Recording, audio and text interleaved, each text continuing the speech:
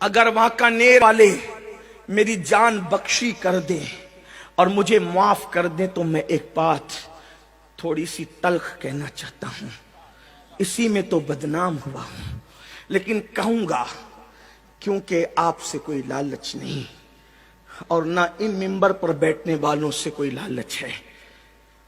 پیر کا بچہ پیر بننا چاہتا ہے لیکن عالم کا بچہ عالم نہیں بننا چاہتا۔ پیر اپنے بچے کو پیر بنانا چاہتا ہے لیکن عالم اپنے بچے کو عالم نہیں بنانا چاہتا۔ وجہ اس لیے کہ اسے پتا ہے مجھے کچھ بھی نہیں آتا، باپ کی خلافت لے کے پیر بن جاؤں گا تو ہاتھ بھی چومے جائیں گے، دعوتیں بھی ملے گی اور نذرانے بھرپور ملیں گے۔ لیکن عالم کا بچہ عالم اس لیے نہیں بننا چاہتا اور عالم اپنے بچے کو عالم اس لیے نہیں بنانا چاہتا کہ امامت کر کے ان جاہل ترشٹیوں کی اتنی باتیں سنی ہے۔ ایک بیوی اپنے شوہر کی جتنی باتیں نہیں سنتی اس سے زیادہ جاہل ترشٹی امام کو باتیں سناتے ہیں۔ ایک بیوی اپنے شوہر سے جتنا نہیں ڈرتی اس سے زیادہ امام اپنے ترشٹیوں سے ڈرتا ہے۔ تو وہ سوچتا ہے کہ جب میں نے اتنا ظلم برداشت کیا تو میں اپنے بچوں کو اس ظلم کی آگ میں کیوں جھونکوں، اس لیے یہ معاملہ نہیں ہو رہا ہے۔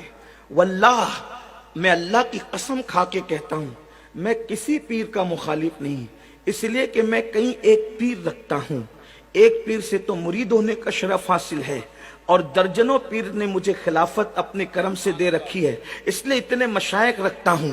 پیروں کی بے ادبی کو میں گمراہی سمجھتا ہوں، سچے پیروں کی بے ادبی کو سوء خاتمہ کا میں ذریعہ سمجھتا ہوں، اس کا سبب سمجھتا ہوں۔ لیکن آپ سے پوچھتا ہوں اس کے قصوروار تم ہو، تم کہ تم نے ان جاہلوں کو جن کو کلمہ پڑھنا بھی نہیں آتا ان کے ہاتھ تو چومے، لیکن وہ علماء جو تمہاری بچے کے کان میں اذان سے لے کر تمہارے باپ کی نماز جنازہ تک پڑھاتے ہیں تم ان کے ہاتھ نہیں چومتے، تم ان کو اوپر نہیں بٹھاتے، تم تو کہتے ہو یہ 2 کوڑی کا مولوی کیا جانے۔ لیکن جانتے ہو جس کو تم 2 کوڑی کا مولوی کہتے ہو اسی کو خدا اللہ والا کہتا ہے۔ آپ کیا سمجھتے ہو اللہ والا؟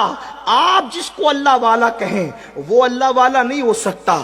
اللہ نے اللہ والا کس کو کہا؟ قرآن اٹھا کر دیکھے۔ میں قرآن کی بات کرتا ہوں، اگر اچھے عالموں کو اپنی قوم میں پیدا کرنا ہے تو عالموں کی قدر کرنا سیکھو، اچھے امام پیدا کرنا ہے اماموں کی قدر کرنا سیکھو۔ بڑی معذرت کے ساتھ جن جاہلوں کو کلمہ پڑھنا نہیں آتا ان کو تو دیسی مرغیاں اصلی گھی میں کھلاتے ہو، کبھی اپنے مسجد کے امام کو بھی اس قدر کے ساتھ بلایا، اس عزت کے ساتھ بلایا؟ ہاں، ایک رات کے لیے گویوں کو اور چیخنے چلانے والے میری طرح لوگوں کو بلاتے ہو تو آپ مٹھی بھر بھر کے نظر پیش کرتے ہو۔ کبھی اپنے امام کو بھی اتنا دیا؟